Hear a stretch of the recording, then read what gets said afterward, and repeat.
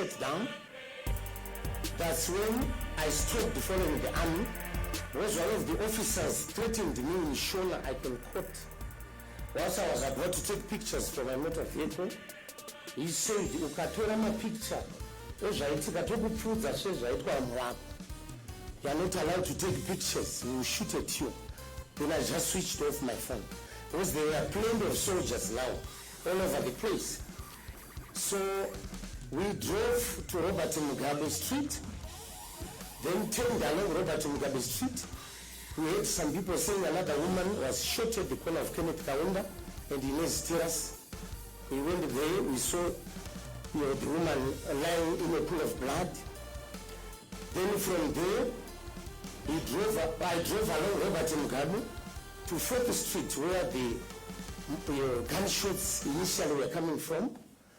We discovered a youth who was in dreadlocks, had already died, was lying in a pool of blood. And we inquired, and we heard that a police officer guarding ZANU-PF offices at Jason and 4th Street had actually killed that youth. He's the one who shot, and the bullets, as I speak, the bullets holes are at a building near the corner of Jason Moore and 4th Street. They are the bullet holes of the gun which was fired by a police officer who was guarding ZANU-PF. We managed, I continued circulating around town because I knew I was safe, because my car was clearly stated election observer, and I was in the kit of an election observer, so there was no reason for me to be afraid. Soldiers were all over beating up anybody when they came across with the shambox and the sticks. This was one of the most barbaric acts I've ever seen in my life, which was perpetrated by members of the Zimbabwe National Army. And it is ungodly and very cruel for them to say today they never killed anybody. I saw it. They killed people. Altogether, at the end, we discovered that 6 people died on that day. I went straight to the command center and I tried to ask for Mrs. Chigumba. I wanted to make a report. I saw a woman there and we argued vehemently. She said you could not see the chairperson. Then I told the woman that some people had been shot in town. She told me to go and report it at our Central Police Station. I couldn't go back into town because the situation was very tense. I stayed at the command center and left for Mazoe, where we heard that there were some skirmishes in Mazoe. This is what exactly transpired on this day from my eyewitness account. Some water.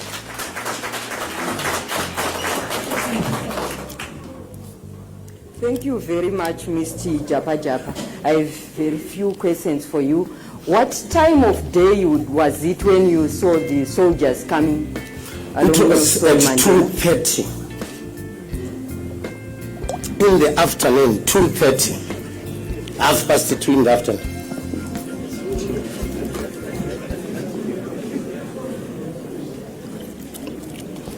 And you also saw it, oh sorry, if you may.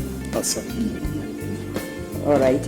You say you also saw a soldier was in a kneeling position and shooting. Yes, I saw him. He was shooting at a horizontal angle, which is 180 degrees.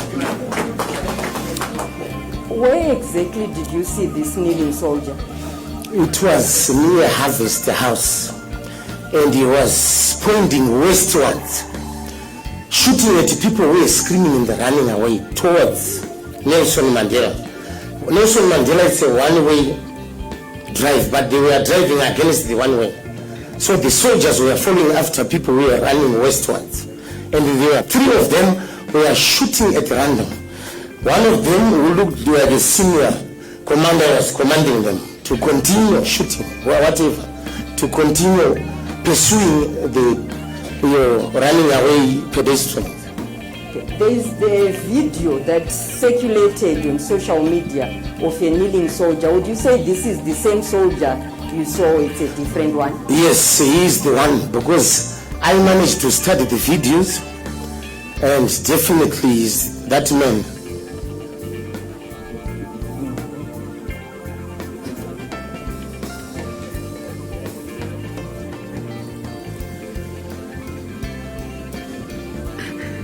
You stated that the fourth body of the dreadlocked youth that you saw, you heard that he had been shot by the police officer guarding the ZANU-PF provincial headquarters. Is that correct? Yes, after inquiring from the people who were milling around the 4th Street, we asked some witnesses, and they said it was a police officer who fired the firearm at a vendor who was selling his wares there, was dreadlocked, and he shot him, and the bullet holes are still there at a building at the corner of 4th Street and Jasonme Street as I speak.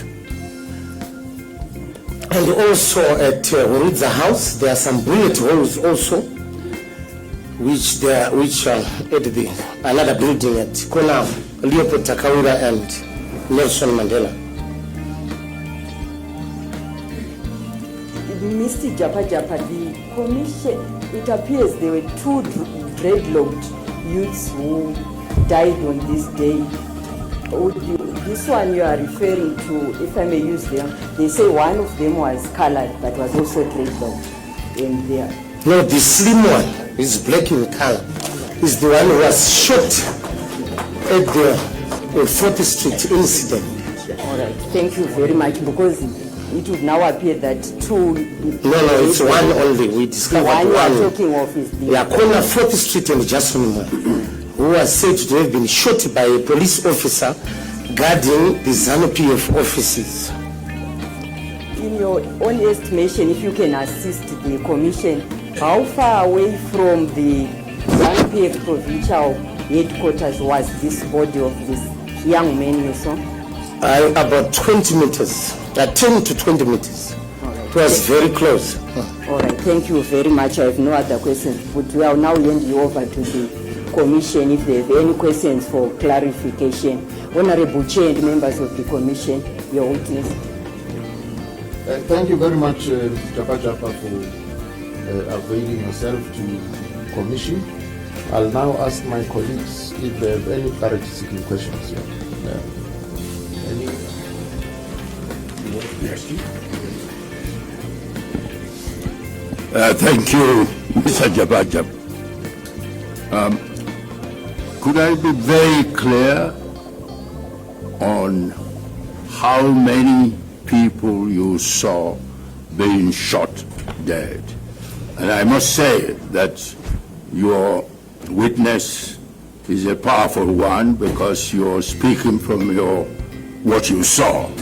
So can you tell us how many people you saw being shot dead? 2 people. The one at the corner of Nelson Mandela and Angwa Street. Then the other one at the intersection of Leopold Takawira and Nelson Mandela Street. The one at Copacabana in his terrace in 4th Street. We arrived there when they were already died. So exactly I saw 2 people being killed by the army, especially that soldier who was in a kneeling position. And then the others, you talked to people around there? Yes. And it was from their evidence that you reached your conclusion? Yes. That they were shot by the army? Yeah, they told us that it is the soldiers. The soldiers? Yeah, except one who was shot by a policeman. Yes. The other 5 were shot by members of the Zimbabwe National Army. I further inquired, and I was told that they are from the 1 mechanized infantry battalion from Nkobo Barracks, some of them from the Presidential Guard.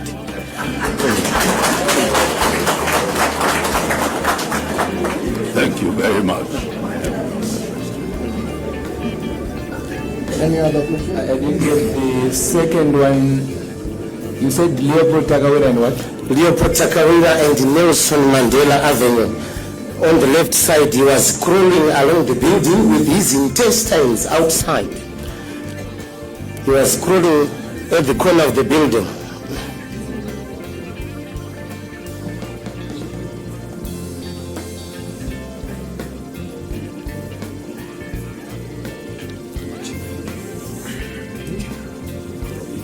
Yes, General.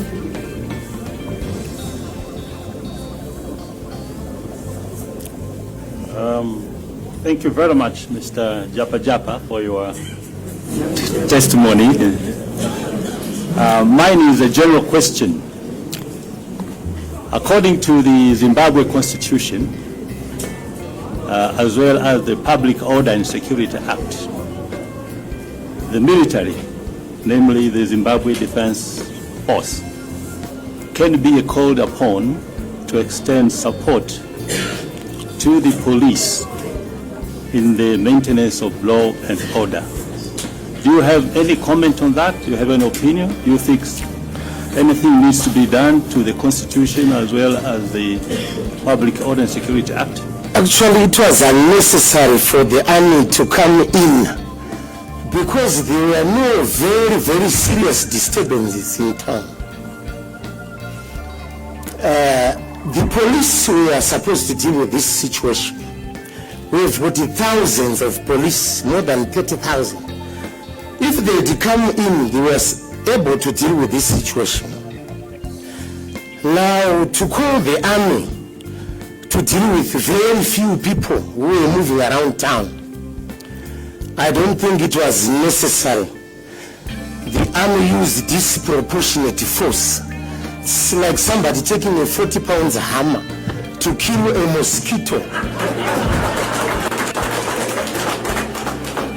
It was unnecessary. We've got situations in the country in the past where riots have occurred, and the Zimbabwe Republic Police has dealt with these riots sufficiently without killing people. So we are saying the police were supposed to be called in and deal with this situation because it was not that very serious. We've got serious situations in the past where there are some serious riots in the city and the police have dealt with the situation. So the Constitution must be amended to make it clear that the army must not leave its barracks unless there is a war in the country. Nobody used the firearms against the police, against the army. I don't see the reason why the soldiers came and used the AK-47 rifles. It was unnecessary, disproportionate use of force. So our constitution must be very clear that the army has got no business in dealing with riots and the disturbances.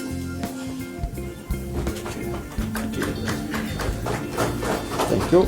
Yeah, let's start with you. Mr. Japajapa, I would ask you to comment on this one. The army chief came and gave his testimony and said that the soldiers were deployed at polling stations, and we've got more than 150,000 polling stations in this country, and I think 5 per each. What would be your comment? They were not enough to deal with the situation. What would be your comment? We have got thousands of police officers in this country. We have got thousands of soldiers in this country. The situation on that day in town never necessitated the bringing in of the army. Even 20 riot police officers were going to be able to deal with the situation with their tear gas. If they had brought in those vehicles mounted with tear gas and that water which causes itchiness, they were going to easily deal with the situation. There was no need to call in the army. It was unnecessary. It was an intention to kill. The intention was to kill. That's why they brought in the army.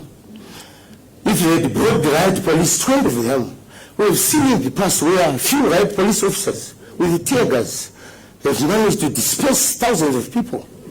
So there's no need for the army. It was not about the numbers. It was about the intention. They wanted to kill people.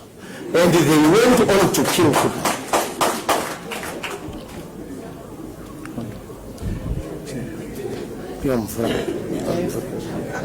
Yes, Judge. No noise. Thank you, Chairman. Thank you, Mr. Japajapa. I have a couple of points that I want to seek clarifications from you.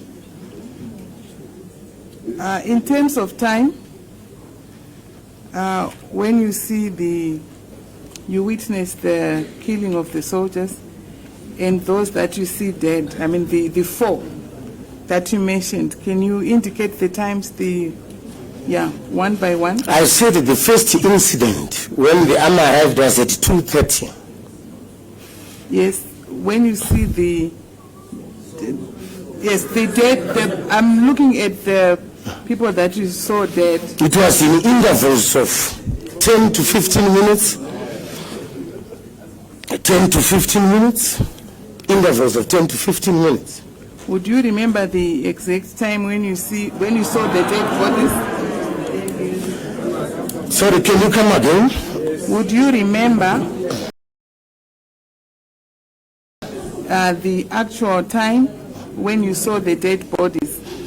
I said 2:30. From there, I had no time looking at my watch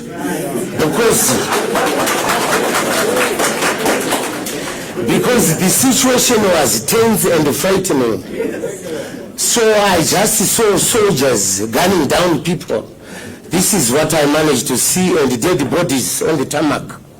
But it was at different intervals. I did not look at my watch for me to give a detailed account to say it was this time. But everything started at 2:30 when I was parked at the intersection of Nelson Mandela and the First Street in front of I was having my lunch after a day's work of observing the proceedings. Okay, the other question is there are two bodies which you inquired about. I think the Copacabana and the one that is near the ZANU-PF provincial office. The Copacabana, the Kenneth Kaunda and the Inez Terrace, the woman, and the 4th Street, I inquired, the three of them. Yes, I think according to your account, there are two bodies that you witnessed dying. Yes, along Nelson Mandela, two bodies. Let me finish. There are two bodies that you arrived when they are dead, and then you inquired from the people. I want us to focus on the two bodies that you arrived dead and you inquired from the people about what happened to them. The question is that, did you see the bodies yourself? Yes, I saw the bodies. Thank you for that one. I'm going to the next point, seeking clarification. You said that you followed soldiers that were shooting people randomly. Yes.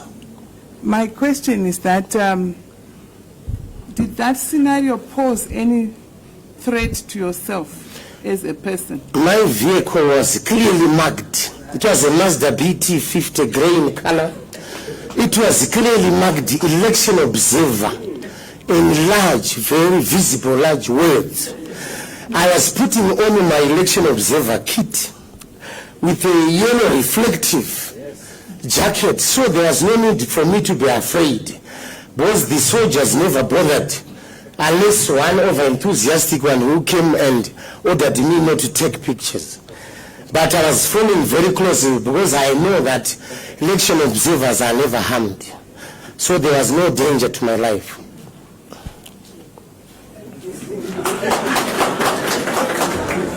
The other one is that you saw a man who was crawling.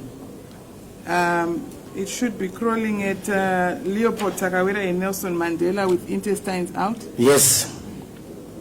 You had a vehicle? Yes. Did it occur to you that you did you think of offering any help to save the life of the person who was crawling? The situation was very tense and dangerous. So I just looked at him whilst he was dying. I couldn't offer any help because I did not know what was going to happen if I tried to offer help. Because here are soldiers who are shooting at people whom they perceive as enemies. So if you try to help an enemy, otherwise I was going to end up being beaten up also. Did you witness how the crawling man on his intestines was then helped? He was picked up by a Honda Fit, which took him to Parengatwa Hospital. They said he was picked by a Honda Fit. I don't know the identity of those people. He was picked up by a Honda Fit. It was grey in color, and I thought they were taking him to the hospital. Did you witness that? Yes. Thank you. No further questions, Chairman. Thank you. Yes, please. Yes, I just wanted you to comment on the fact that the body that you referred to in Nelson Mandela and Angwa Street, there was a dead body there from your evidence. Is that correct? Yes. Your evidence would have to be tested. Like we have heard the evidence here, which suggests that there was no dead body at that picked from there. We have other witnesses who have indicated places where dead bodies were found. Would you insist on that evidence that at Nelson Mandela and Angwa Street there was a dead body? Yes, I insist on that.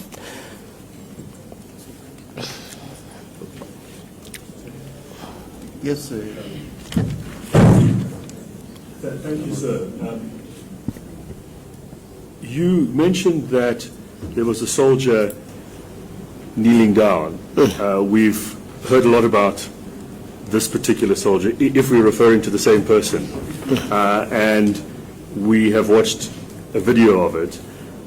Our assessment of that video is that it appears to be filmed in Jason Moy Avenue with the soldier shooting east down the street. That's on the basis of that particular video. It might be that we're talking about different videos, but on the one that we've been referring to, where you see what appears to be a senior officer, senior to the person there, tap the person on the shoulder, that's in Jason Moy Avenue. Now, can you help us with this, because this could be relevant, whether the soldier you saw kneeling down was in Jason Moy, or was he in Nelson Mandela? Is there a video of that? I appreciate it's hard to do here because we don't have maps and videos. You might have to do it afterwards, but we need to try and get to the bottom of it. So if you can try and assist, because there seems to be a contradiction or some mistaken identity here. Yeah, what I saw was in Nelson Mandela. Soldiers can kneel in that position on several different sites. Because whenever a soldier is firing a weapon, they take that position.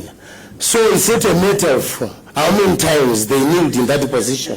What I saw was in Nelson Mandela Street. And just to follow that up, have you seen any video of that soldier in Nelson Mandela? It may be that you haven't, it may be that you have. I'm you not might have to look afterwards. But I'm not relying on video evidence. I'm relying on eyewitness account. So I don't care about what happened in Jason Moy because I was not there. I'm giving an eyewitness account of what I saw happening. Fair enough. If you have any additional video evidence, it would be very helpful to the commissioners. We're trying to find as much as we can. Can I ask you another question, please? We have to look at everything that happened on the day, objectively. I need to know from you, in addition to what you saw the army doing that you've testified about, did you see the people who were protesting doing anything in relation to damaging shops, being aggressive in any way? What were they doing in relation to the police and the army? Everything that you saw is important. We have to look at the entire spectrum, you understand? I never saw anybody demonstrating. What I saw are members of the Zimbabwe National Army in a Puma truck who started firing randomly along Nelson Mandela Street. They were chasing after anybody who was moving around, any moving object around town. They opened the fire. But when I arrived at 4th Street, that's when I heard that it was hearsay, that there were some skirmishes there. It was just a hearsay. Who did that, I don't know. So what hearsay did you hear? Obviously direct evidence is better, but we have to go on whatever we can get as the Commission. I just said that there were skirmishes. And what kind of skirmishes? Exchange of words, harsh words between people who were around that place. Between the army and police and protesters? You said? I said between the army and the police and the protesters there were... Yes, between the police at ZANU-PF, who were guarding ZANU-PF offices, and the people who were around that place. But the identity of the people, I don't know, because it was some hours way after. Yes, we've heard lots of evidence about what happened at the ZANU-PF. Is this the regional officers or the provincial officers? Yeah, some of them were trying to amend their statements, but I had an eyewitness account. I was there. I'm telling you what I saw and what I heard. Two people being gunned down by members of the Zimbabwe National Army. Then the other ones, I arrived whilst they were already dead, and I inquired, SB, my requirement is an accredited election observer, because I was supposed to write a report after the election and submit it to ZAC. And unfortunately, I couldn't do that because the police were hunting for me. I had to escape from Maral. Okay, can I just ask you about one of the dead persons, the person in dreadlocks who you said was shot by a police officer from ZANU-PF headquarters? Is that the headquarters? Not headquarters, ZANU-PF offices. The headquarters is near Sheraton. I'm talking of ZANU-PF offices at the intersection of Jason Moyo and 4th Street. That's where the dreadlocked vendor was shot by a police officer who was guarding the ZANU-PF offices, according to some witnesses who were there. Right, so that's the provincial... Not the provincial, I don't know. I can't classify them because it's another political party. I can't. Okay, we'll look at it on the map, but I'm just trying to clarify. Did you hear that this person had been shot by a police officer, or did you see that? I arrived after the person was already shot, and when I inquired as an observer, the people who were around that place, they said the dreadlocked youth was shot by a police officer who was guarding ZANU-PF offices at the intersection of Jason Moyo and 4th Street. This is an eyewitness account. Right. And you could help us with getting that person to provide evidence, could you, to the... I don't even know the person because there are many of them, so I can't even locate the person. All right, well, just one last question then on what you heard. Did they say the police officer had been there all the time guarding, or was it a police officer that came later to that office? No, that part I cannot know. But what I was told was the police officer was guarding the ZANU-PF offices. Okay, thank you for your answers. Is it your evidence, Mr. Japajapa, that you didn't see any demonstrations on this particular day? I did not see any demonstrations, but I just saw people running. There was pandemonium and chaos around the Harare. People running away from the soldiers who were shooting at any moving object. I think that is important for us in terms of how we assess your evidence. You are an eyewitness, and that it is important that we realize, you realize the importance of the evidence that you are giving. We would really have heard the evidence that is quite clear that there were demonstrations in town, and that if you say you were in town at the time that you were indicating, between 2:30, when you were having your lunch at, you said corner Nelson Mandela and First Street, and then at that stage you didn't witness any demonstrations in town. In that part of town, There were no demonstrations. I later learned when I arrived at Sheraton, whilst after reporting at ZEC that people have been killed. And when they told me to go and report it around Central Police Station, that's when I started watching television. Then I realized that there was chaos in town. And there were some burning cars in 4th Street. And when you observed the gunning down of these persons, there was no movement, it was just the police or the army just shooting? There was one policeman in riot gear, and this Puma truck which came driving against the one way in Nelson Mandela.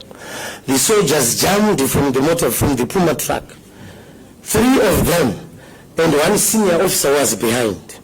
They started shooting randomly westwards along Nelson Mandela Street. Thus, some minutes later, then I saw a man lying down at the intersection of Angwa Street and Nelson Mandela. Then I continued following. The army were advancing westwards. When I arrived at Leopold Takaura and Nelson Mandela, a man on the left side was crawling along with his intestines out. He was already dying, in the process of dying. Was gasping for. Is he among the dead that you talked about, the 2? Yes, we managed to look for the names of the people who died, and we obtained the names, all the names of them. Yes, what I want you to realize, we want to rescue your evidence so that when it gets to be assessed, it is taken with the seriousness that is deserved. This inquiry is proceeding on the assumption, which was not disputed, that there were protests. The protests were peaceful at some stage. Some of them turned violent. There was intervention by the army, and we are looking at the extent of that intervention. Now, it will be important for you to really be sure that you didn't come across demonstrations during your entire processes in town. I am categorically stating that I only learned that there were skirmishes in town. I never personally experienced the confrontation between the army and the civilians in town. What I saw is a Puma truck with the soldiers jammed out, started firing at any moving object which was moving around town, chasing after civilians and pedestrians. 2 people were shot. Then people started screaming and running towards the west, but I never saw any confrontation between the army, police, and civilians. What I experienced is the opening of fire by somebody who was crawling at a horizontal angle, which is 180 degrees, which took down 2 people along Nelson Mandela Street. And his face was covered. Yes, his face was covered. You agree with me, Mr. Japajapa, that it Sorry. To those who say they can't hear anything, the problem is the audio from ZBC is 1 channel. I am a channel essay, right? It's 1 channel. You get 1 channel. So if you can't hear, probably you are using 1 speaker. Then if you're using stereo, kind of my headphones, you will see kuti, this audio will come in only 1 speaker. So in the meantime, I can't do anything about it. But what I will try is to play the audio with my microphone on. Maybe it can help improve. But ikapota tell me touch my echo, so I can just rectify it. All right. There's one thing to say that people must be allowed to demonstrate peacefully. They must be allowed to demonstrate peacefully. Yes. And that the military has no business interfering with the right of people to demonstrate. That is one thing. It is quite another to say that there is no demonstration at all. Are you appreciating the difference between those two? I'm not refusing that there were any demonstrations in town. If they were there, I did not see it happening.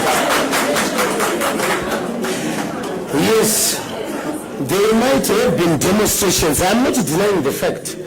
But I'm saying from the position where I was parked, I did not see any demonstrations.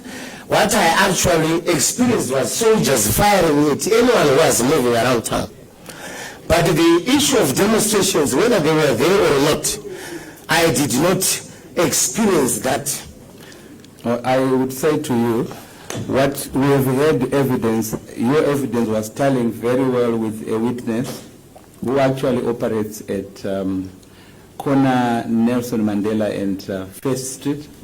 She was actually selling, I think, Bibles next to the Harvest House, almost the same time that you are testifying to. She also gave us evidence relating to that army vehicle and soldiers disembarking from that vehicle. Wonderful. But her evidence was so clear that people were peacefully outside that place, singing, celebrating, at the same time that you are saying you were there. But we would be interested in knowing whether, in fact, at that particular point, we now have two versions. Your version, which says there were no demonstrations, and another version, which appears to be relating to the same incident, saying there were protesters who were even numbering up to about 400 or so. See, the way people perceive situations differs depending on one's nervous disposition. You see, I am of a stronger nervous disposition. Maybe that person saw things differently, but from what I saw, because I was not running away, if that person is telling the truth, and if that person saw soldiers firing automatic weapons, I don't think that is very true that she was standing there hearing the bubbling of the bullets while she was standing. I had the opportunity to come closer to the situation because of my position as an observer. So I was privileged to come closer because I knew that the army was not going to harm me. So the way that person saw the situation and the way I saw it, maybe it was a difference of some minutes. So things happened differently. So it cannot be exactly because I was not together with that.